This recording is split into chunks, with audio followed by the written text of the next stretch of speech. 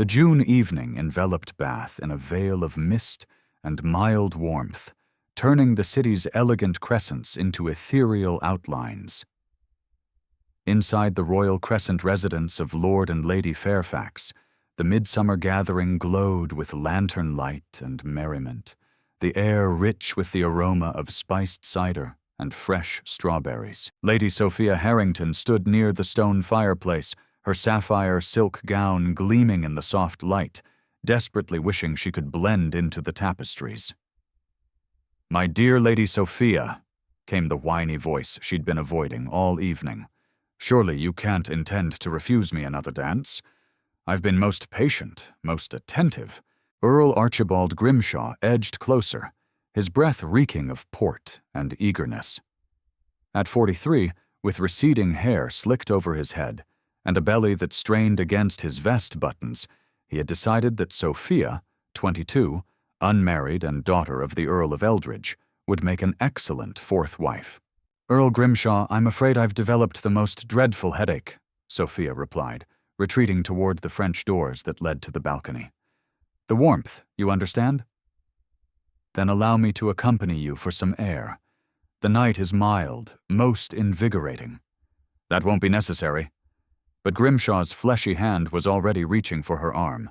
Sophia made a split-second decision. She snatched her linen shawl from a nearby chair and dashed through the French doors, her heart pounding against her bodice. The balcony led to stone steps descending to the avenue. Behind her she heard Grimshaw's complaints and the puzzled whispers of other guests. Embarrassment flushed her cheeks, but not as much as the idea of enduring another moment in that man's presence. Her silk slippers slid on the dew-slicked pavement as she reached the street. Lanterns cast pools of golden light through the drifting mist. A row of carriages lined the curb, their drivers bundled in light coats, horses shifting uneasily in the dusk. "Lady Sophia, do come back. You'll catch a chill." Grimshaw's voice echoed from the balcony. Panic gripped her. Without thinking, Sophia yanked open the door of the nearest carriage and hurled herself inside, slamming the door shut behind her. She pressed against the plush seat, breathing heavily, her heart racing wildly. The interior was cozy and scented with rose and polished wood. Outside, she could hear Grimshaw's voice drawing nearer. "Excuse me," came a cheerful female voice from the shadows opposite her. "But you're not Jenkins, our footman." Sophia's eyes adjusted to the faint light seeping through the carriage windows.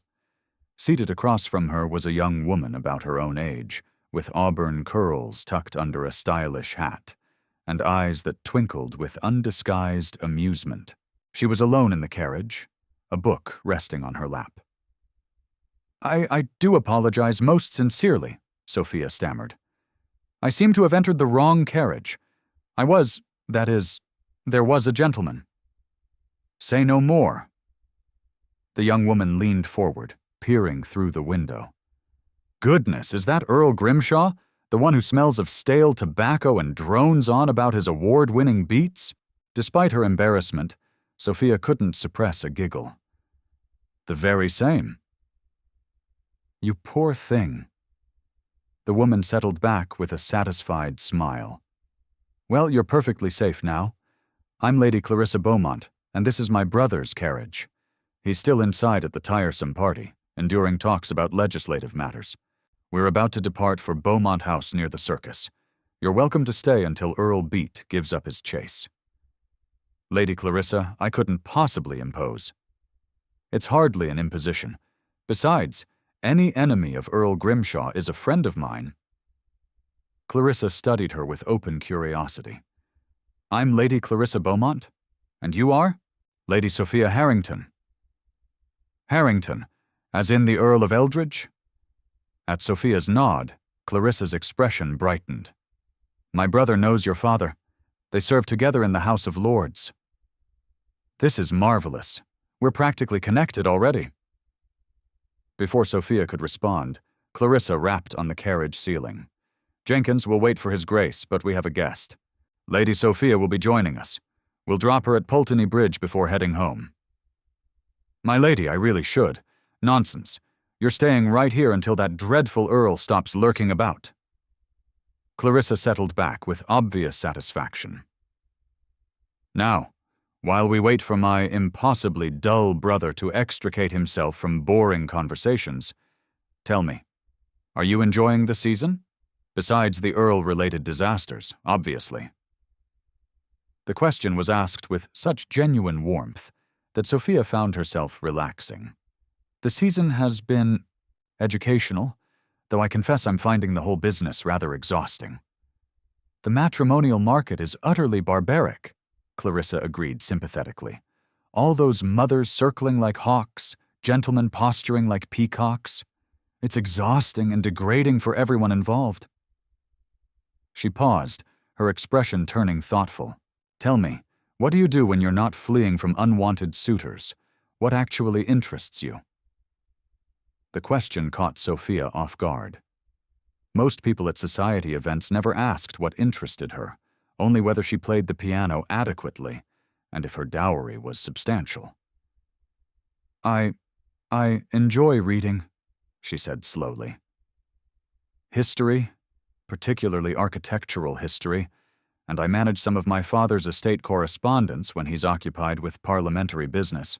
Architectural history. Clarissa's eyes lit up with an almost predatory gleam. How absolutely fascinating. My brother Edmund, the Duke of Beaumont, is obsessed with architecture. He's been restoring our family manor for years. Georgian this, Palladian that, endless discussions about foundations and facades. That sounds quite interesting, actually. Does it? Clarissa leaned forward intently. Because I have to tell you something, Lady Sophia. I'm about to be terribly forward, and you're welcome to think me completely mad, but I feel this might be a sign from Providence itself. I don't understand. My brother needs a wife. Sophia blinked. I'm sorry? What? Edmund. The Duke. He desperately needs to marry, but he refuses to even consider it. Clarissa's words tumbled out in a rush. And do you know why? Because he's using me as an excuse. I'm in love, desperately, completely in love with Lord Theodore Kingsley, and Edmund won't approve our courtship. He claims Theodore is unsuitable, but really he's just being overprotective to the point of suffocation. Lady Clarissa, I'm not sure how this concerns. Don't you see? If Edmund had his own romantic interest, his own life beyond managing mine, he'd stop being so obsessively controlling. He'd realize that people can fall in love and be perfectly happy without his interference. He might actually give Theodore a fair chance instead of just dismissing him outright. Sophia's head was spinning. You want me to what, exactly? Meet my brother. Talk to him about architecture and history and all those substantial topics you both care about. Distract him from his relentless focus on protecting me from imaginary dangers. Clarissa's expression turned earnest. I'm not asking you to fake anything, Lady Sophia. I genuinely think you and Edmund would get along splendidly. You're both intellectual, passionate about similar things, interested in substance over frivolity. This is madness, Sophia said faintly. It's strategic, Clarissa corrected. Look, Edmund has spent 10 years since our father died, being nothing but the Duke.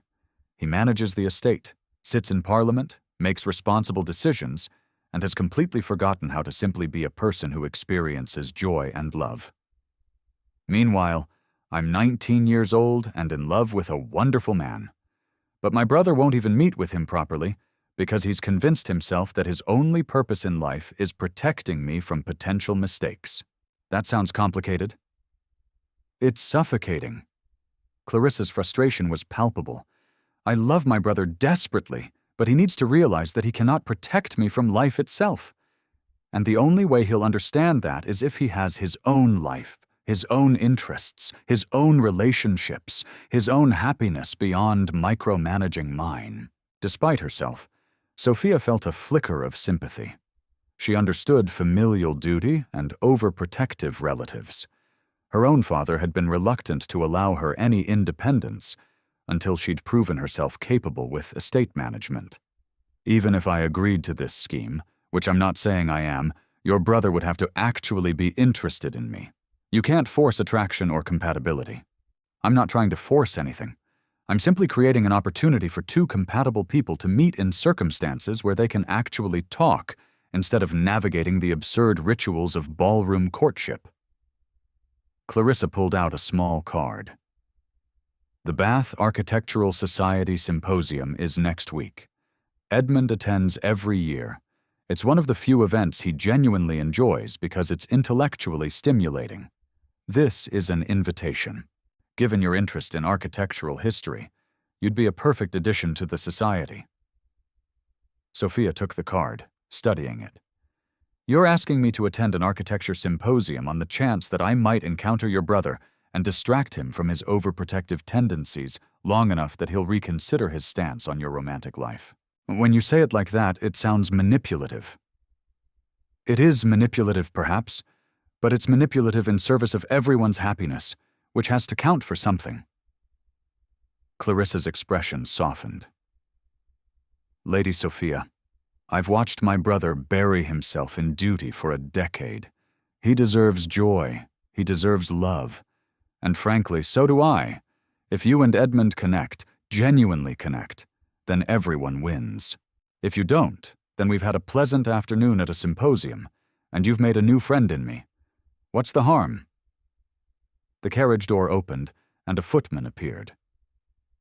Lady Clarissa, His Grace sends word that he'll be another quarter hour at minimum. Lord Caldwell has cornered him regarding canal investments. Clarissa groaned. Of course he has. Very well, Jenkins. The footman closed the door, and Clarissa turned back to Sophia. You see what I mean? My brother is trapped discussing profit margins when he'd rather be anywhere else. He needs someone to give him a reason to escape these tedious obligations. Someone who makes him remember that life is more than duty and responsibility. Sophia looked at the invitation in her hand, then at Clarissa's earnest face. This was absolutely mad. She barely knew this woman, and she was being asked to participate in what amounted to a matchmaking conspiracy designed to manipulate a duke into reconsidering his sister's romantic prospects. And yet, when was the last time someone had seen her as more than a decorative potential wife? When was the last time she'd met someone who might actually appreciate her interests in classical architecture and estate management? The season had been an endless parade of shallow courtship rituals and calculating social maneuvers. The idea of meeting someone, even under dubious circumstances, who might value her mind as much as her family connections, was desperately appealing. I'll attend the symposium, she heard herself say. I make no promises beyond that. If your brother and I happen to meet and happen to have a conversation, so be it. But I won't pretend to be someone I'm not, and I won't actively manipulate him. I'm not asking you to. Clarissa's face lit up like sunrise. I'm just asking you to be yourself, your genuine, intelligent, architecturally obsessed self. And maybe if the opportunity arises, mention that you find his preservation work at Beaumont Manor fascinating. Because you do find it fascinating, don't you? I do, Sophia admitted.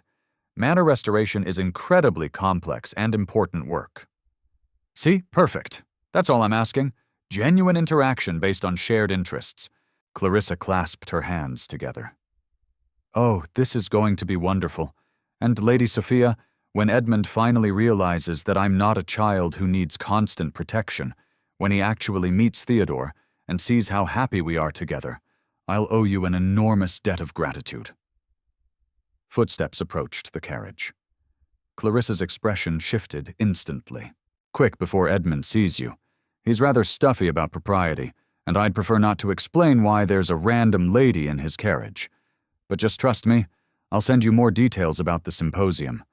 And Lady Sophia, Clarissa squeezed her hand. Thank you, truly. Sophia gathered her shawl and slipped out the opposite door, just as a tall, dark-haired figure in evening attire approached from the other side. She caught only a glimpse. Broad shoulders, strong profile, an air of controlled authority, before she ducked behind the next carriage in line. Her heart pounded as she watched the Duke of Beaumont climb into his carriage. Then it pulled away, disappearing into the Bath mist. Sophia stood on the pavement, suddenly aware that she was alone on a dim street in evening dress, having just agreed to participate in a matchmaking scheme with a woman she'd known for less than 30 minutes. She must be absolutely mad. But as she walked toward her father's townhouse, she couldn't suppress the flutter of anticipation in her chest. Perhaps madness was exactly what she needed. Behind her, Earl Grimshaw's voice still echoed faintly from the Fairfax balcony, calling for his dear Lady Sophia. She didn't look back. In the Beaumont carriage rolling toward the circus, Clarissa barely contained her triumphant grin. "You look pleased with yourself," Edmund observed, not glancing up from the correspondence he was reviewing by lamplight. "Did something interesting happen while you were waiting?" "Oh, nothing much," Clarissa said. "Rescued a young lady from an overzealous suitor, had a lovely conversation, made a new friend who shares your obsession with architectural history." Edmund looked up. "That was kind of you. Anyone I know?" "Lady Sophia Harrington. Her father is the Earl of Eldridge. You serve with him in the Lords, don't you?" "Victor Harrington. Yes, excellent man. Good head for policy." Edmund returned to his papers. "I didn't realize he had a daughter of marriageable age." "She's 22. Quite extraordinary, actually. Genuinely interested in Palladian architecture, manages her father's estate correspondence, reads substantive books." Clarissa paused delicately. "I thought I might invite her to tea.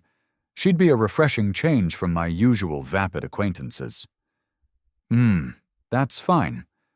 Edmund was barely listening, already absorbed in whatever parliamentary matter occupied his attention. "Perfect." Edmund had no idea what was coming. "Speaking of refreshing changes," Clarissa said carefully, "have you given any more thought to meeting with Theodore? Properly, I mean, not just dismissing him out of hand." Edmund's jaw tightened. "Clarissa, we've discussed this. Lord Kingsley is wholly unsuitable." "You've never even spoken to him." "I've heard quite enough about his gambling debts and dueling reputation. Those debts are greatly exaggerated, and he fought one duel defending a lady's honor.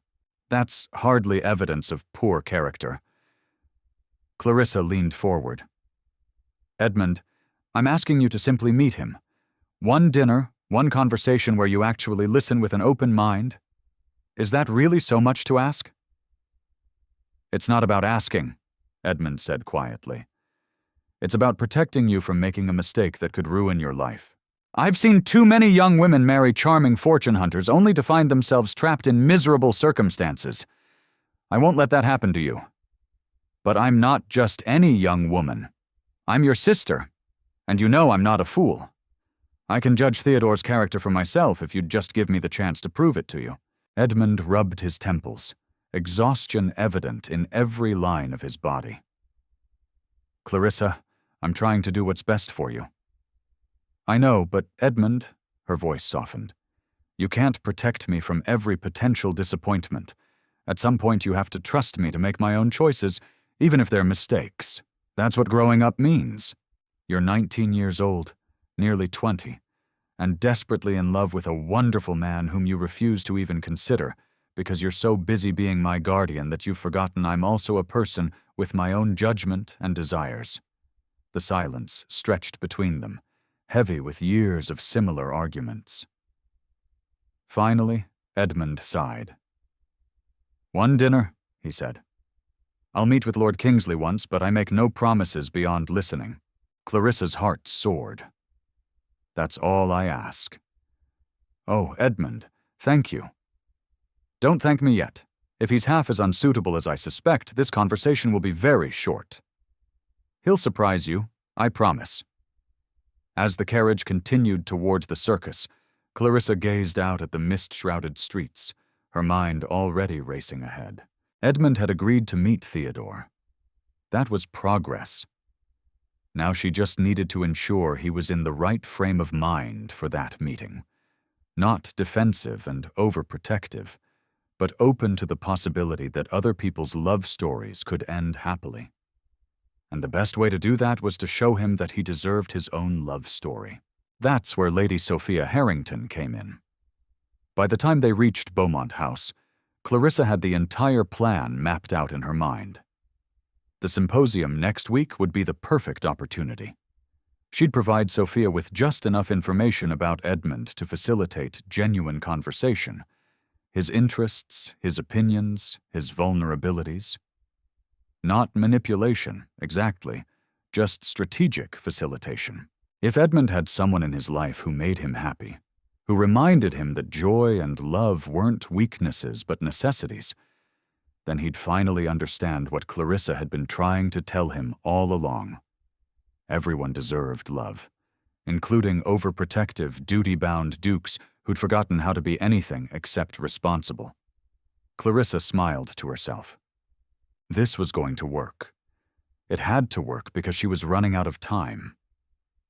Theodore had been patient for months, but he wouldn't wait forever, and Clarissa wasn't willing to choose between the brother she loved and the man who'd captured her heart. Somehow, she had to save them all. 3 days later, Sophia sat in the morning room of her father's townhouse, staring at 2 items that had arrived with the morning post: the formal invitation to the Bath Architectural Society Symposium and a sealed letter bearing the Beaumont crest. She opened the letter with trembling fingers. Dear Lady Sophia, I do hope this letter finds you well, and that Earl Grimshaw has ceased his persistent attentions. I wanted to thank you again for the delightful conversation during your unexpected visit to my brother's carriage. It is so rare to meet someone with genuine intellectual curiosity and substance. I am writing to invite you to tea on Thursday afternoon at 3 o'clock at Beaumont House. I realize we've only just met, but I felt an immediate kinship with you, and I would very much enjoy continuing our acquaintance. I should mention that I've also taken the liberty of securing your membership to the Bath Architectural Society. The symposium next week should be fascinating, and I thought you might enjoy attending with a friend rather than navigating it alone. Dear, if you're amenable, I'd love to discuss the symposium over tea, and perhaps share a few details about my impossible brother that might make your attendance even more interesting. Yours in conspiracy, Lady Clarissa Beaumont. Despite herself, Sophia laughed. Clarissa's audacity was almost admirable. She was brazenly acknowledging the matchmaking scheme, while somehow making it feel like a friendly collaboration, rather than manipulation. Will you accept, my lady? Eliza asked, arranging fresh flowers on the side table. I shouldn't, Sophia said. This entire situation is absurd. I barely know Lady Clarissa, and she's asking me to help orchestrate her brother's romantic life so he'll approve her own courtship. It's like something from a farcical novel. But you're going to accept anyway, Eliza observed knowingly. I'm going to accept anyway, Sophia admitted. Heaven help me. I'm actually curious now about the symposium, about the Duke, about this whole ridiculous situation. She penned her acceptance and sent it with a footman. Thursday afternoon arrived with gentle summer sunshine that made Bath's honey-colored stones glow like gold. Sophia dressed carefully in a day dress of deep green muslin, elegant but not overly elaborate. She wanted to look presentable without appearing as though she'd tried too hard. Beaumont House was even more imposing in daylight, a testament to centuries of wealth and power, standing proud near the circus. The butler led her through corridors lined with paintings of stern-faced ancestors and into a sunny morning room where Clarissa waited. Lady Sophia, I'm so delighted you came. Clarissa embraced her warmly.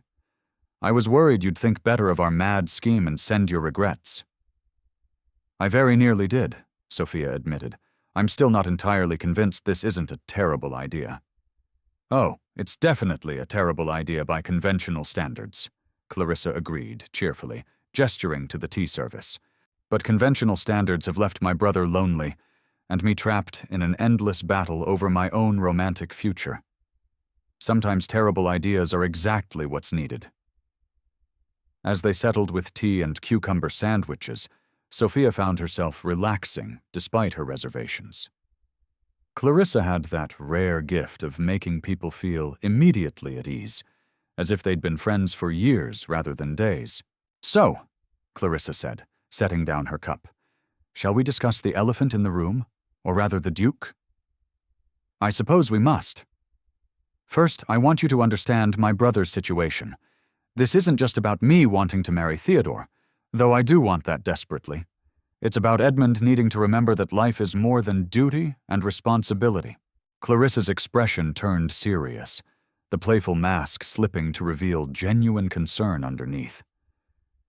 "Our father died 10 years ago. Heart seizure in the House of Lords. Sudden, shocking, and it left everything in chaos. Papa was brilliant but disorganized. And when Edmund inherited at 20, he discovered the estate was a mess.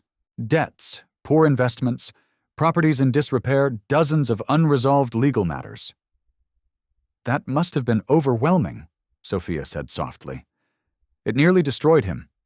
I was only 9, so I didn't fully understand at the time, but I remember him working 18-hour days, barely sleeping, barely eating. He fixed everything, saved the estate, paid off the debts, restored the family's reputation. But in the process, he forgot how to be Edmund. He became the Duke first and a person second. And now he's overcompensating by trying to protect you from any potential mistake." "Precisely." Clarissa leaned forward. "He's convinced that if he'd been more prepared, more vigilant, somehow Father's death wouldn't have left such disaster. It's not rational, but it drives everything he does now, including refusing to even consider that Theodore might be a good man who genuinely loves me." "Why is he so opposed to Lord Kingsley, specifically?" "Theodore is the second son of the Marquis of Sutherland, which should make him perfectly respectable. But he has some gambling debts inherited from his late father's poor investments, and he fought a duel last year defending Lady Eleanor Fairfax's honor when a gentleman made inappropriate remarks about her. Somehow those facts have transformed into fortune-hunting, duel-prone scoundrel in Edmund's mind." "Have you tried explaining the actual circumstances?" "He won't listen.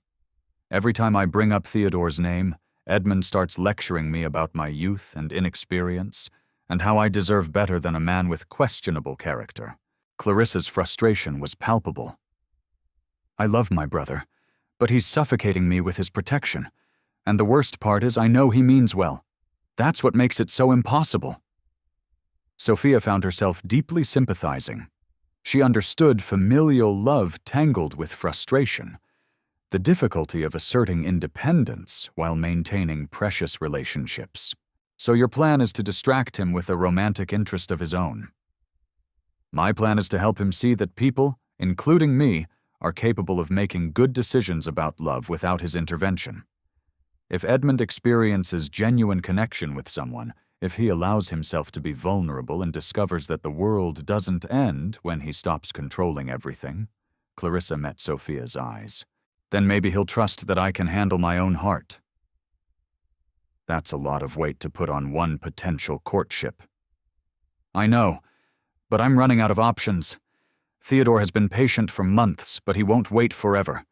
And I refuse to choose between my brother and the man I love." Her voice dropped. "Please, Sophia, I need your help."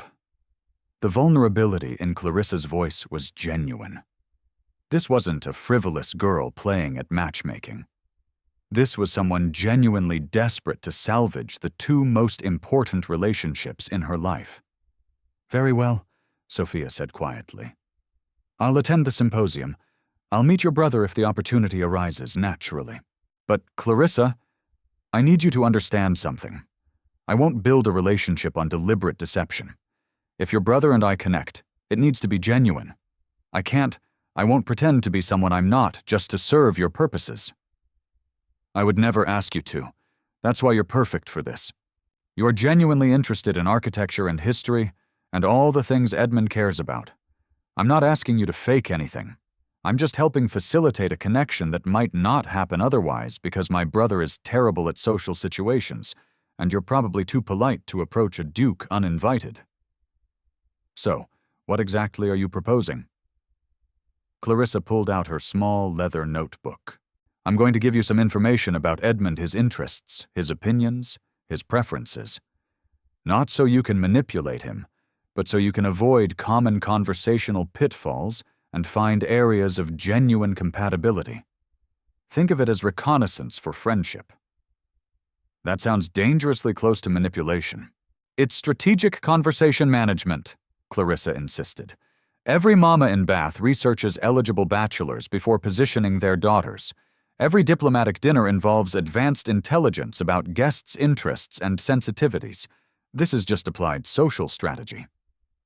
Sophia took a deep breath. What kind of information are we talking about? Well, for instance, Edmund's passionate about Palladian architecture, particularly the preservation versus modernization debate. He believes historical value usually outweighs efficiency concerns, but he's not dogmatic. He respects well-reasoned counter-arguments. Clarissa flipped through her notebook. He's also read Edward Gibbon's Decline and Fall of the Roman Empire 6 times. He's obsessed with understanding how civilizations crumble, probably because he's terrified of letting the Beaumont legacy fail. Despite her reservations, Sophia found herself leaning forward with interest. What else?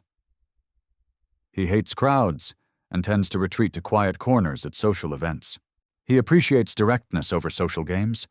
If you have an opinion, state it clearly rather than hinting politely. He's also... Clarissa paused, her expression softening. He's desperately lonely, Sophia. He's surrounded by people who want things from him. Advice, money, influence. But very few who just want him. If you can see past the Duke to the man beneath, if you can engage with Edmund rather than the title, that would mean everything. The loneliness in Clarissa's description resonated with something in Sophia's own experience. How many men had courted her title and dowry without ever seeing her? How many social interactions had been calculated transactions rather than genuine connections? I'll do my best, she said finally, but I need you to promise me something in return. Anything.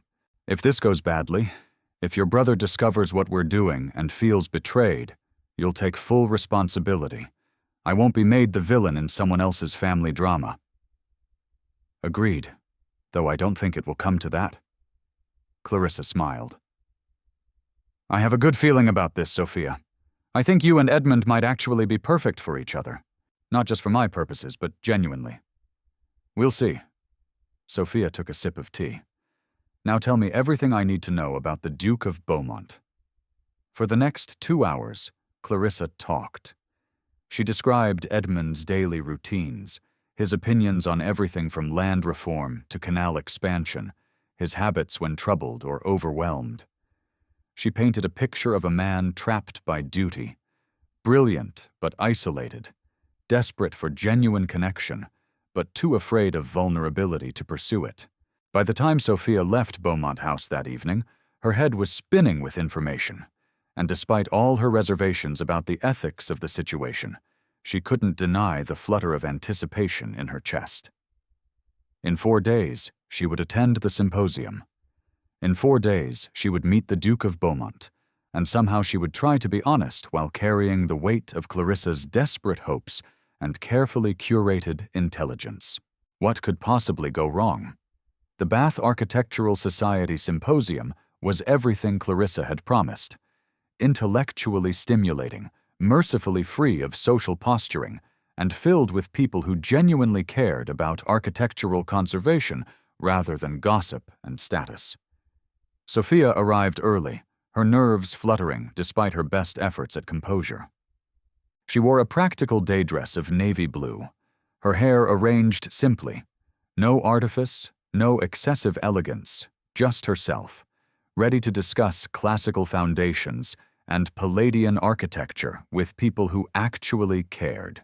The main hall of the assembly rooms was filled with displays of architectural drawings, scale models of restoration projects, and clusters of serious-looking gentlemen discussing masonry techniques. Sophia was one of only a handful of women present, but no one seemed to find her presence unusual. The architectural society was progressive in that respect. She drifted toward a display about Bath Abbey's restoration, studying the detailed drawings of clear-story stabilization work, when a deep voice behind her said, "The neoclassical elements are particularly impressive. They've managed to stabilize the structure without compromising the original stonework." Sophia turned and found herself face to face with the Duke of Beaumont. He was even more striking than her brief glimpse by the carriage had suggested. Dark hair slightly disheveled, as if he'd been running his fingers through it while absorbed in study. Strong aristocratic features that might have been intimidating, if not softened by genuinely intelligent eyes. The color of aged brandy. Tall and broad-shouldered in a way that suggested physical capability beneath his impeccably tailored coat.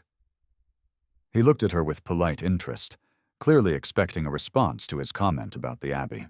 All of Clarissa's carefully provided information flooded Sophia's mind. He loves Palladian architecture. He appreciates directness. He values genuine intellectual engagement over social performance. "The clear-story stabilization is remarkable," she managed, her voice steadier than she felt. "Though I wonder if they've adequately addressed the water damage in the lower chambers. Stone conservation is only effective if the underlying moisture issues are resolved first."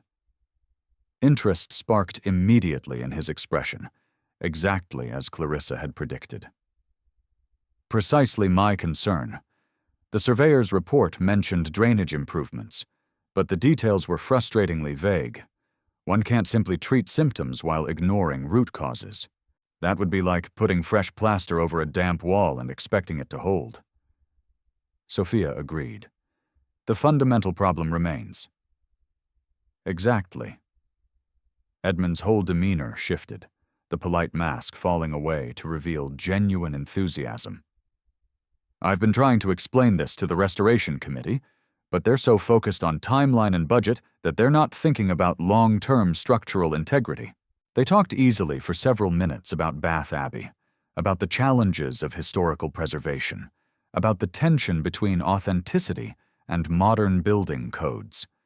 Edmund was articulate and passionate, his expertise obvious in every comment. And Sophia realized with a start that she wasn't following Clarissa's script at all. She'd forgotten about the carefully prepared information, forgotten about strategic conversation management. She was simply talking to someone who shared her genuine interests, who valued her opinions and built on her ideas rather than dismissing or patronizing her. This was what she'd been missing all season. Real conversation, intellectual engagement, recognition as a thinking person rather than a decorative potential wife. "Forgive me," Edmund said suddenly. "I'm monopolizing your time with enthusiastic rambling about drainage systems. I don't believe we've been properly introduced. I'm Beaumont, Edmund Beaumont." "Lady Sophia Harrington." She curtsied. Recognition flickered across his face. "Harrington. Is your father the Earl of Eldridge?" "He is. I serve with him in the Lord's excellent mind for policy, particularly regarding agricultural reform." Edmund smiled, and the expression transformed his entire face. "Though he's never mentioned having a daughter interested in architectural conservation. He tends to discuss grain yields and crop rotation when we talk. He doesn't usually advertise my unusual interests," Sophia admitted. "Most people find discussions of classical drainage systems decidedly unladylike." "Then most people are fools." The words came out immediate and emphatic. Edmund looked slightly embarrassed by his own vehemence. "What I mean is, intelligence and education should be celebrated regardless of one's sex. The notion that ladies should confine themselves to watercolors and embroidery is absurd and wasteful of human potential. I wish more gentlemen shared your view." "As do I." He gestured towards the Abbey display. "Have you visited the restoration site yourself? They're conducting tours for society members. I haven't had the opportunity yet. You should. The nave work is extraordinary. 18th century tile floors being restored using period-appropriate techniques. I attended a demonstration last month. He paused, a slight flush coloring his cheeks. I'm doing it again, aren't I? Monologuing about architectural minutiae while you're too polite to escape. Sophia laughed, genuinely delighted by his self-awareness. Actually, I'm fascinated. Please continue. What techniques are they using? Edmund's expression brightened, and he launched into a detailed explanation of classical tile-making methods and modern restoration challenges. Sophia listened, asked questions, offered her own observations. The conversation flowed naturally between them, building momentum as they discovered more shared interests and compatible viewpoints. An hour passed without Sophia noticing. They'd moved from the Abbey display to a lecture on Georgian manor construction, then to a demonstration of stone conservation techniques. Edmund was everything Clarissa had described. Passionate, intelligent, slightly awkward in social situations, but completely comfortable discussing substantive topics. More importantly, he looked at her, really looked at her as if her thoughts and opinions mattered as much as his own. When another gentleman approached, the dreaded Lord Caldwell, whom Clarissa had mentioned, Edmund's jaw tightened with visible frustration. Beaumont, just the man I wanted to see. We need to discuss the canal expansion through Somerset. There's significant profit potential if we can navigate the preservation concerns. Lord Caldwell, perhaps another time. Nonsense, won't take a moment. These preservation fellows are all well and good, but progress demands certain sacrifices of sentiment. Sophia caught Edmund's eye and saw genuine distress. He wanted to escape, but was too polite to simply walk away, too trapped by duty and social obligation to prioritize his own desires, just like Clarissa had described. Excuse me, Lord Caldwell, Sophia interrupted smoothly. I've just remembered I promised to examine the Palladian Revival display in the East Gallery before the afternoon lectures begin. Your Grace, would you escort me? I'm not entirely certain of the location. Relief flooded Edmund's features. Of course, Lady Sophia. Caldwell, we'll continue this discussion another time. Good day. He offered his arm, and they escaped together, both slightly breathless from their flight. Thank you, Edmund said, once they'd reached a quiet alcove overlooking the Avon. Caldwell means well, but once he starts discussing canal investments, there's no escape short of feigning sudden illness. I noticed you looked rather desperate. That's the burden of the title. Everyone wants something. Advice, investment, influence, connections. Sometimes I feel less like a person and more like a walking repository of ducal resources.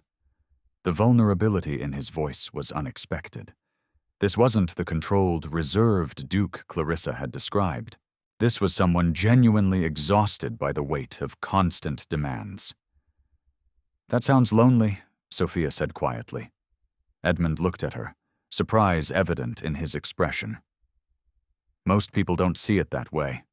They see privilege and power, not isolation. Privilege and isolation aren't mutually exclusive.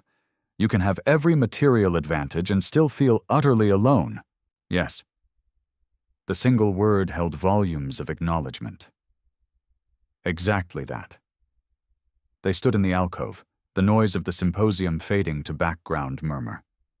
Through the windows, the Avon sparkled in the afternoon sun, boats gliding past like time itself made visible. Lady Sophia, Edmund said slowly, may I be honest with you? I would prefer honesty to polite platitudes. This has been the most genuinely enjoyable conversation I've had in months, possibly years. You're not angling for anything, not positioning yourself advantageously, not calculating social benefit. You're just yourself. Do you have any idea how rare that is? Guilt stabbed through Sophia's chest. He thought she was being completely genuine, unaware that she'd come armed with information about his interests, his vulnerabilities, his preferences. Your Grace. Edmund, he interrupted. When we're discussing architecture and drainage systems, I think we can dispense with excessive formality. Call me Edmund. Edmund, then. Her voice wavered slightly. I should tell you something. Would you permit me to call on you? The question tumbled out in a rush, as if he'd been gathering courage. Properly, with your father's permission, I would very much like to continue this conversation. Sophia's heart soared even as guilt intensified. This was working exactly as Clarissa had planned. Edmund was interested, engaged, clearly attracted to the connection they'd formed, and it was built on a foundation of calculated information and orchestrated circumstances. But her enjoyment had been genuine. Her interest in him was real. The connection she felt, that was authentic, wasn't it? I would like that very much, she heard herself say. Excellent. Edmund's smile was transformative, pure joy breaking through aristocratic reserve. I'll call on Tuesday if that's agreeable. Tuesday would be perfect. That evening, Clarissa appeared at Sophia's townhouse, barely containing her excitement. Tell me everything. Did you meet him? Did you speak? What did he say? Sophia led her into the drawing room, checking to ensure they had privacy. Your plan worked. We spoke for over an hour. He's calling on Tuesday. I knew it. Clarissa grabbed her hands, spinning her around like they were children. I knew you two would be perfect together. What did you talk about? Architecture mostly. Bath Abbey stone conservation. His restoration work at Beaumont Manor. Sophia pulled her hands free, pacing toward the fireplace. Clarissa, I feel terrible. Why? You were wonderful. Edmund was clearly enchanted because I went there armed with information you'd given me. I knew exactly what topics would interest him, what opinions he held, even how to rescue him from Lord Caldwell.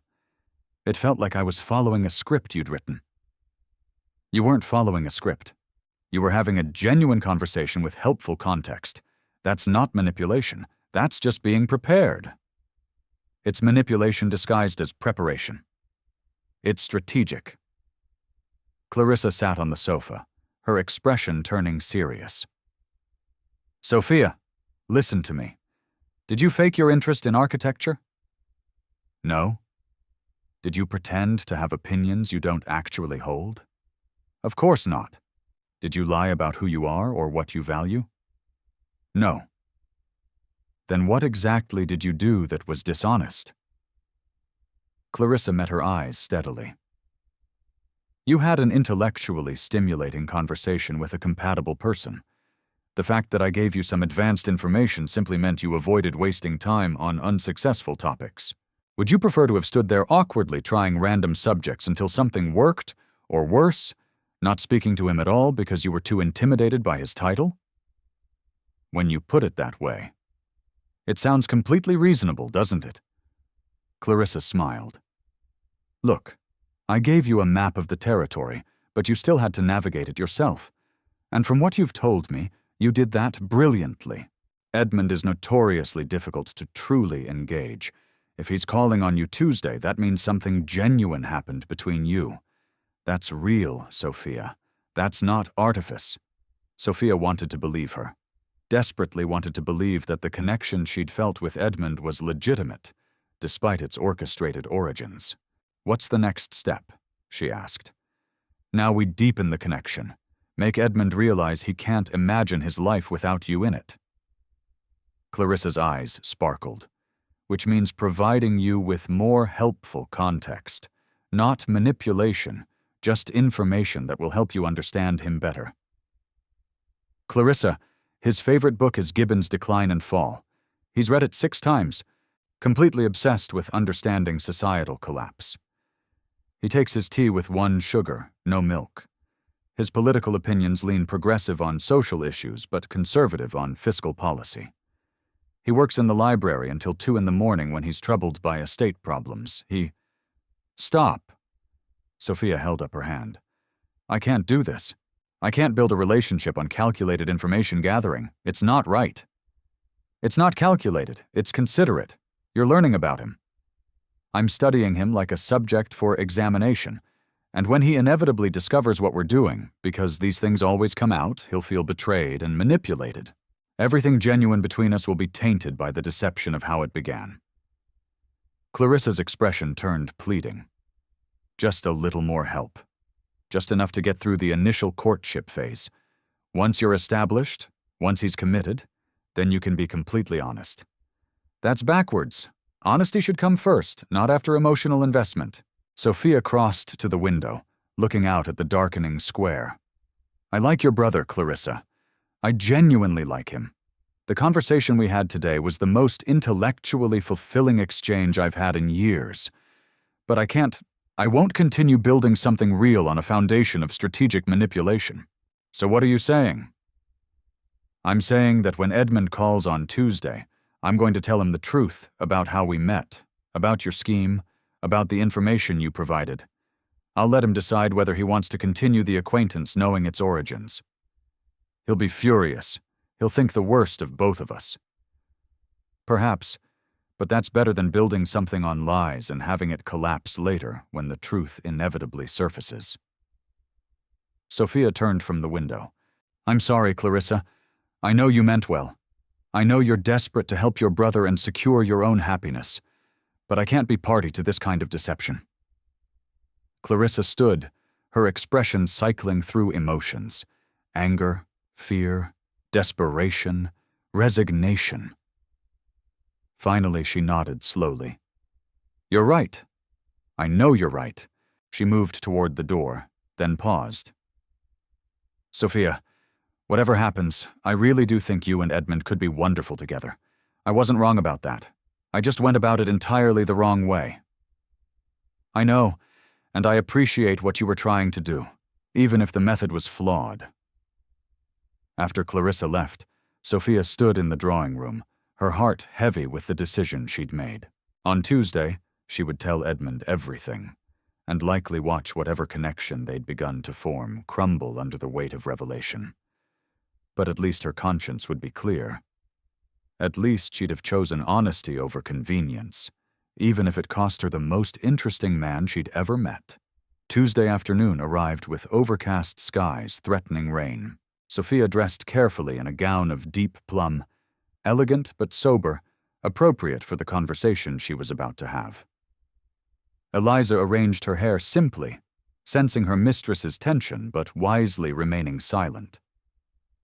He'll understand, Eliza said finally. If he's half the man you've described, he'll appreciate your honesty.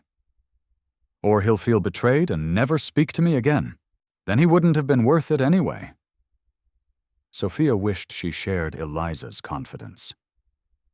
The Duke of Beaumont arrived precisely at 3 caution, as punctual as one would expect from a man who valued order and responsibility. The butler showed him into the drawing room where Sophia waited, her father discreetly present as propriety demanded, but seated far enough away to allow private conversation.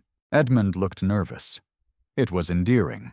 This powerful, composed duke who commanded respect from Parliament and society, visibly anxious about a simple afternoon call.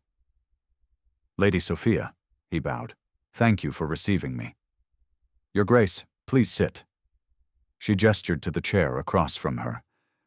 They managed perhaps 5 minutes of stilted pleasantries about the weather and the symposium before Sophia couldn't bear it anymore. Edmund, I need to tell you something. Before we continue this, whatever this is becoming, you need to know the truth about how we met. His expression shifted immediately to wariness. I thought we met at the symposium. We did, but that meeting wasn't as coincidental as it appeared. Sophia took a deep breath. 3 days before the symposium, I fled a party to escape an unwanted suitor. I panicked and jumped into the wrong carriage, which happened to belong to your sister. Clarissa was inside alone, waiting for you. Edmund's face had gone very still. We talked while she waited. She told me about you, about your restoration work, your interests, your... Sophia forced herself to continue. Your loneliness. She said you needed a wife, and she thought I would be perfect for you. I see. His voice was carefully neutral. And did my sister happen to mention why she was suddenly so interested in arranging my matrimonial future? She did. She's in love with Lord Theodore Kingsley, and you won't approve the match. She thought if you had your own romantic interest, you might be less overprotective of her choices. So this was a conspiracy. Each word was precisely enunciated, controlled fury barely contained beneath ducal composure. My sister decided to manipulate my romantic life to serve her own purposes, and you agreed to be her instrument. It wasn't like that, wasn't it? Let me guess the sequence of events. Clarissa invited you to tea.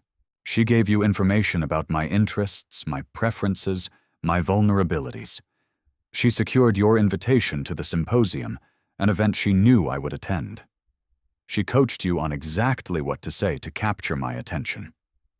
The accuracy of his summary was damning.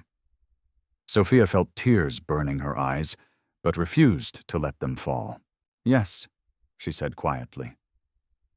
All of that happened. I won't lie to you about it. How thoughtful. Honesty after the deception has already served its purpose. He stood, moving toward the window, his back rigid with anger. Tell me, Lady Sophia, was any of it real? Our conversation about Bath Abbey, your interest in architecture, or were you just performing your role in my sister's little theatrical? My interest was genuine. Everything I said about architecture, about preservation, about my own passions, that was all true. Clarissa didn't tell me what opinions to have. She just gave me context. Information that helped me understand you better. Information that you used to manipulate me into believing we had some kind of genuine connection. We did have a genuine connection. Sophia stood, moving toward him. Yes, Clarissa told me what topics would interest you, but our conversation went far beyond anything she could have scripted. The way we challenged each other's ideas, the intellectual excitement of finding someone who truly understood, that was real, Edmund. That was us, not her scheme. How can I possibly know what was real and what was calculated? He turned from the window, and the hurt in his eyes broke her heart. Every word you said, every opinion you expressed, every moment I thought we were truly connecting, it's all tainted now. I don't know if I was falling for you or for a performance. You were falling for me. The real me. She crossed the room, stopping just in front of him. Yes, I came to that symposium knowing what topics might interest you. But everything after that, every laugh, every debate, every moment of genuine recognition that was authentic. Clarissa gave me a doorway, but I walked through it as myself, as Sophia, not as some character playing a role. And I'm supposed to simply trust that? Trust the woman who's just admitted to deceiving me from the very beginning? No. Sophia's voice broke. You're supposed to be furious with me. You're supposed to feel betrayed and manipulated because you were. What Clarissa and I did was wrong. I should have told you immediately at the symposium, or certainly before today. I should never have agreed to the scheme in the first place. Then why did you? Because I was lonely too. The words burst out, raw and honest. Because I've spent an entire season being courted by men who only see my dowry and family connections. Because no one has ever asked what actually interests me or valued my opinions on anything substantive. Because when Clarissa described you, a man who might appreciate intelligence and genuine conversation, I was desperate enough to compromise my ethics for a chance at real connection. She turned away, unable to bear looking at his face anymore. I'm not defending what I did. It was manipulative and wrong, and you have every right to walk out of here and never speak to me again. But Edmund, please believe this one thing. My feelings became real. Somewhere between discussions of Georgian fortifications and your stories about restoring Beaumont Manor, I fell in love with you. Not the Duke you. The man who gets passionate about classical drainage systems and carries the weight of legacy with such grace. The silence stretched unbearably. Rain began pattering against the windows, soft and insistent. "Why tell me now?" Edmund asked finally. "You could have continued the deception. I was clearly infatuated enough not to question too closely. You could have secured the engagement, the marriage, everything Clarissa wanted for both of us. Why confess?" "Because I couldn't build a life with you on a foundation of lies. Because you deserve honesty, even when it costs me everything I've begun to want." Sophia finally let the tears fall. "Because I'd rather lose you now with my integrity intact than keep you through continued deception and lose myself in the process." She heard him move, felt him step closer behind her. Then his hands were on her shoulders, turning her gently to face him. "You're crying," he said, and there was wonder in his voice rather than anger. "Of course I'm crying. I've just destroyed any chance of happiness with the first man who's ever truly seen me. I'm allowed to cry about that. The first man who's ever truly seen you," Edmund repeated slowly. "Is that really how you see me? That's how I know you. Not from Clarissa's information, but from our conversation. From the way you listen to my opinions about stone conservation as if they mattered.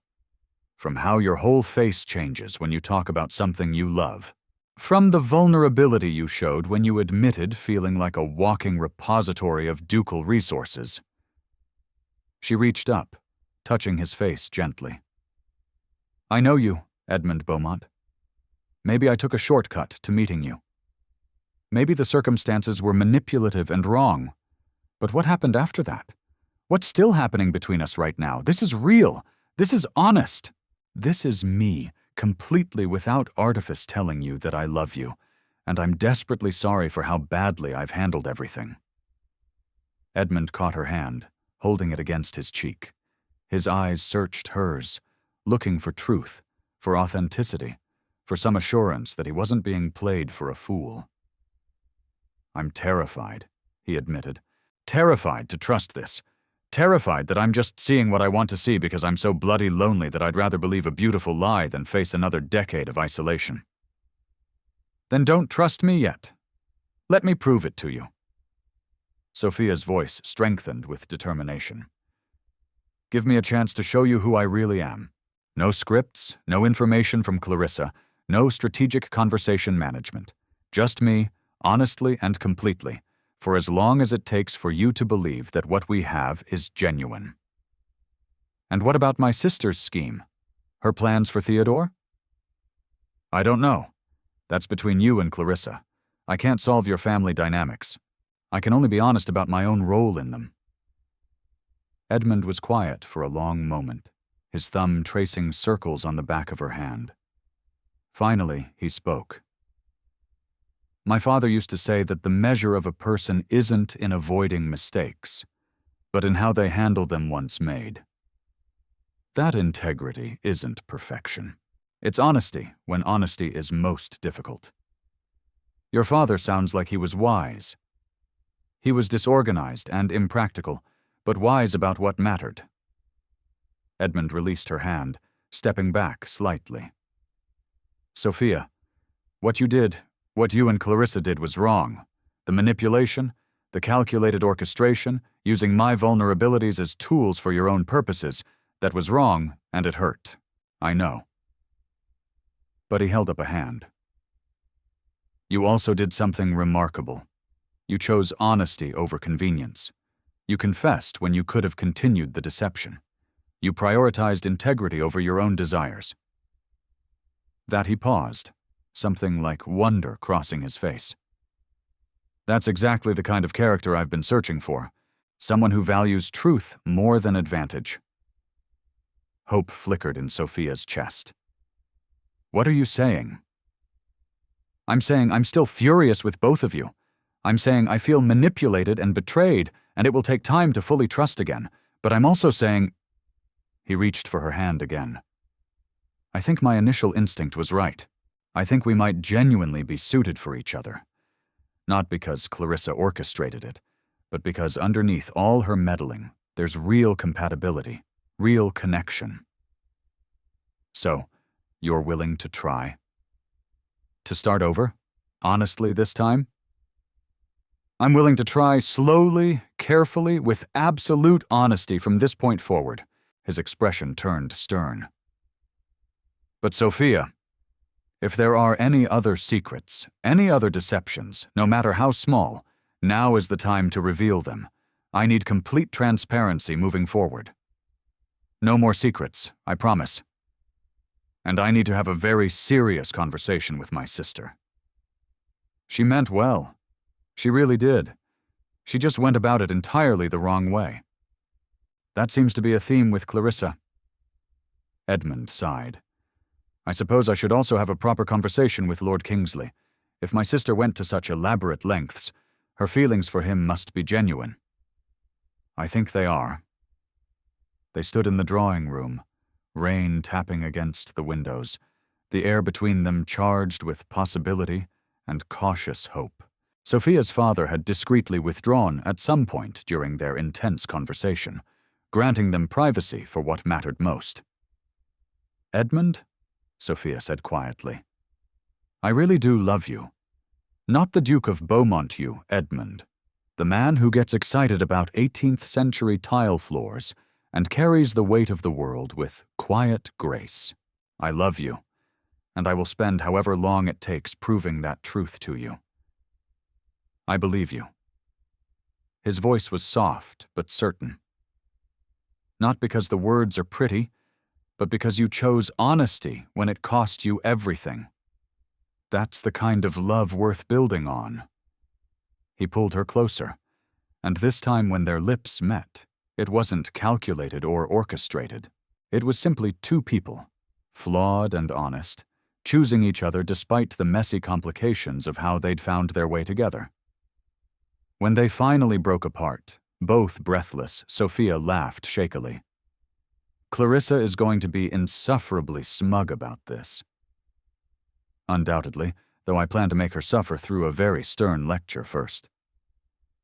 Edmund smiled, and it was that transformative expression she'd seen at the symposium. Pure joy breaking through aristocratic reserve.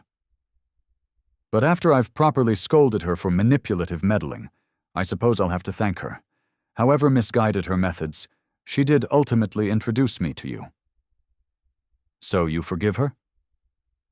Eventually, after sufficient groveling and promises never to interfere in my personal life again. His expression turned mischievous. Though I suppose I should meet this Lord Kingsley she's so desperate to marry. If she went to such elaborate lengths, he must be either exceptional or she's completely delusional. From what she's told me, he's quite wonderful, and his faults are largely exaggerated. We'll see. Edmund offered his arm. Shall we inform your father that his daughter has just agreed to court a duke who was nearly driven away by romantic conspiracy? That should make for an interesting conversation.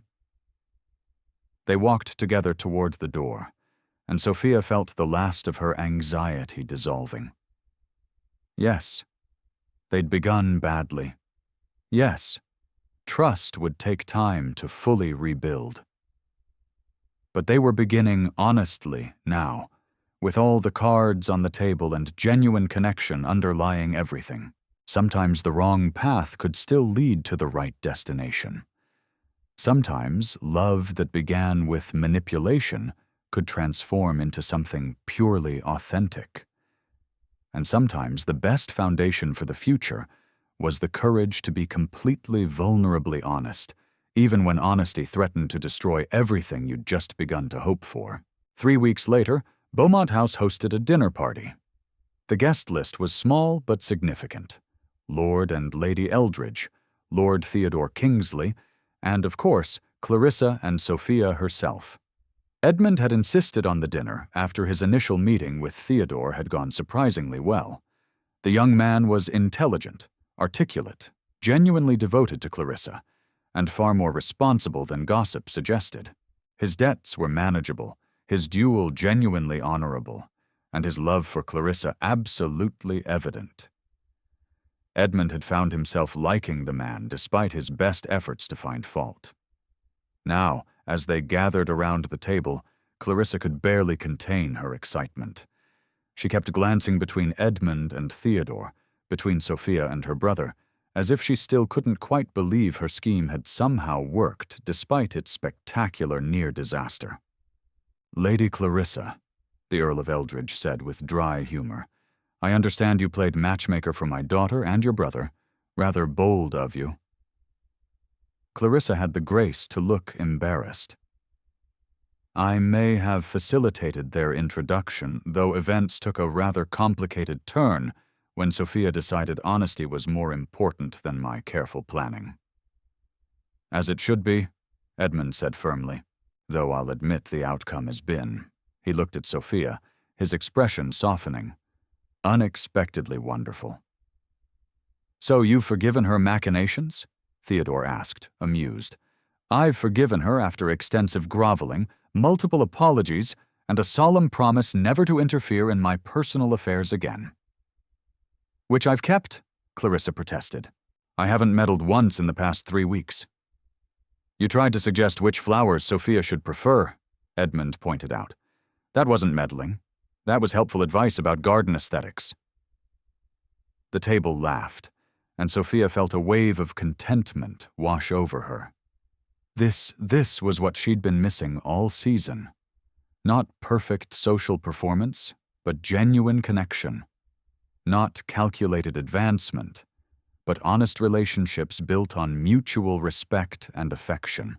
Edmund caught her eye across the table and smiled, and her heart did its now familiar flutter. "Well," said the Countess of Eldridge, "I for one am grateful to Lady Clarissa, however unconventional her methods. They've introduced my daughter to a man who actually appreciates her mind as much as her family connections. That's rarer than rubies in my experience." "Speaking of which," Edmund said, pulling a small box from his pocket, "I've been meaning to give this to Sophia, though perhaps now with family present is the perfect time." Sophia's breath caught as he stood and moved to kneel beside her chair. "Lady Sophia Harrington, our courtship began in the most unconventional manner possible. We've navigated deception, confronted manipulation, and somehow found genuine love in the midst of my sister's scheming." His eyes held hers, warm and certain. "I've spent 3 weeks getting to know you honestly, the real you, without scripts or strategies. And every day has only confirmed what I suspected from that first conversation at the symposium. You're extraordinary. You challenge me intellectually, match me in passion for history and preservation, and possess the kind of integrity that chose truth over advantage even when it cost you everything." He opened the box, revealing an emerald ring that caught the candlelight beautifully. "Will you marry me? Not the Duke of Beaumont, but me, Edmund. Will you build a life with me based on honesty, mutual respect, and genuine love? Will you let me spend the rest of my days proving that sometimes the most unlikely beginnings can lead to the most beautiful endings?" Sophia's vision blurred with tears, but she was smiling so broadly her face hurt. "Yes, absolutely yes, to all of it." Edmund slipped the ring onto her finger, and the table erupted in applause and cheers. Clarissa was openly weeping with joy. Theodore was grinning, and both sets of parents were beaming with approval. "I have an announcement as well," Edmund said, returning to his seat but keeping Sophia's hand in his. "I've given considerable thought to Lord Kingsley's suit, and after spending time getting to know him properly," he looked at Clarissa, "I give my blessing to your courtship, with the understanding that you'll wait at least 6 months before formalizing any engagement, and that Theodore will demonstrate financial responsibility by managing our Somerset estate during that period." Clarissa squealed and threw herself at her brother, nearly knocking over a wineglass in her enthusiasm. "Oh, Edmund, thank you, thank you, thank you." "Yes, well," he extracted himself with amused dignity. "Try not to orchestrate anyone else's romantic life in gratitude. Once was quite enough." "I make no promises," Clarissa said, her eyes sparkling. "After all, I have a perfect track record. 1 attempt, 1 successful engagement, and a brother who's finally happy. I might take up matchmaking professionally." "Absolutely not," Edmund and Sophia said in unison, then laughed at their synchronicity. As the dinner continued, as conversation flowed about wedding plans and future arrangements, as Theodore and Clarissa made eyes at each other across the table, as parents discussed the practical details of aristocratic unions, Sophia felt a profound sense of rightness. Yes, their beginning had been manipulative. Yes, it had nearly ended in disaster. But by choosing honesty over convenience, by valuing integrity over advantage, they'd transformed something dubious into something genuinely beautiful. Sometimes love needed a push to begin. Sometimes that push came from an over-enthusiastic sister with matchmaking delusions, and sometimes, just sometimes, the most unlikely circumstances could lead to the truest love. As Edmund's hand tightened around hers, as he leaned close to whisper, "I love you," beneath the table's cheerful noise, Sophia knew with absolute certainty that they would build something lasting, not perfect, perhaps not uncomplicated, but real, honest, and absolutely worth every chaotic moment it had taken to find each other. 1 year later, the nursery at Beaumont Manor was flooded with late-afternoon sunlight, illuminating the newly installed Palladian windows that Sophia had insisted upon. She stood by one of those windows now, cradling their infant son, Alexander, while Edmund attempted to explain manor architecture to their utterly uninterested 3-month-old. "You see, Alexander, the column system is crucial for distributing the weight of the stone walls. Without proper columns, the entire structure becomes unstable. Darling, he's asleep." Edmund looked down at their son, whose tiny face was peaceful in sleep, completely oblivious to his father's lecture. "Ah, well, we'll continue the lesson later." Sophia laughed softly, crossing to sit beside him on the settee. "He has his entire life to learn about classical architecture. For now, perhaps we could simply enjoy him being small and perfect." "He is rather perfect, isn't he?" Edmund's voice held wonder as he gently touched Alexander's tiny hand. "I still can't quite believe we made him." "I assure you we did. I have extensive memories of the process." "Sophia." But Edmund was grinning. A knock at the door interrupted them, and Clarissa swept in, followed by a heavily pregnant woman who could only be Lady Theodore Kingsley, formerly Lady Clarissa Beaumont, married these past 6 months, and radiantly happy, despite being constantly uncomfortable. "Don't get up," Clarissa said, settling carefully into a chair. "I'm massive and ungainly, but I'm determined to visit my nephew." "Hello, darling Alexander. Your Aunt Clarissa has arrived to spoil you outrageously." "He's asleep," Edmund said. "Perhaps save the spoiling for later. Sleeping babies are the best kind. They can't protest when you admire them excessively." Clarissa gazed at Alexander with open affection. "He has your eyes, Edmund, and Sophia's nose. Perfect combination." "We think so," Sophia said, smiling at her sister-in-law. "How are you feeling? The baby must be due soon." 3 weeks, according to the physician. 3 weeks of waddling, constant backache, and Theodore treating me like I'm made of spun glass. But her expression was soft with love. "He's been wonderful, actually, utterly devoted, and only slightly panicked about impending fatherhood." "Where is Theodore?" Edmund asked. "Discussing estate management with your steward. He's determined to prove he can handle the Somerset properties flawlessly before the baby arrives." "He's done excellent work," Edmund admitted. "Far better than I expected, if I'm honest. The accounts are impeccable, and the tenants speak highly of him." "I told you he was wonderful," Clarissa said smugly. "But no one ever listens to me." "We listen to you. We just verify everything you say because you have a history of manipulation and scheming. That was one time. One time I orchestrated a romance, and it worked out brilliantly for everyone." "It nearly ended in disaster," Sophia reminded her. "But it didn't. You and Edmund are blissfully happy. I got to marry the man I love, and now we have beautiful baby Alexander to prove that my matchmaking genius is genuine." Clarissa leaned back with satisfaction. "I should write a book about strategic romantic facilitation." "Please don't," Edmund and Sophia said simultaneously. They sat in comfortable silence for a moment, watching Alexander sleep, listening to the distant sounds of manor life continuing around them. Outside the window, the Somerset hills rolled away in shades of summer green, and Sophia felt a bone-deep contentment she'd never imagined possible during that desperate season in Bath. "Do you ever regret it?" Edmund asked quietly. "The unconventional beginning, the manipulation and near disaster." "Never," Sophia said immediately. "Yes, it was messy and ethically dubious. Yes, we nearly lost everything before we'd even properly begun. But, Edmund, I wouldn't change a single moment because every step, every mistake, every choice led us here to this, to you and me and Alexander, and a life built on honesty and genuine love. Even Clarissa's scheming.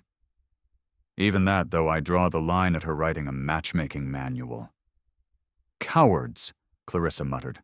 "Both of you." As Theodore appeared in the doorway, his face lighting up when he saw his wife.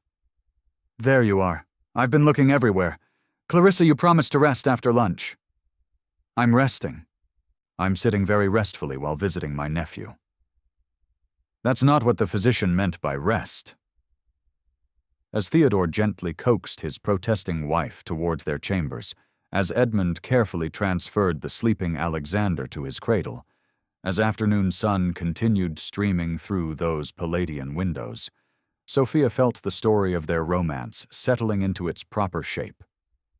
Not a fairy tale, not a perfect romance unmarred by complications, but something better, something real. A love that began with manipulation, but transformed through honesty.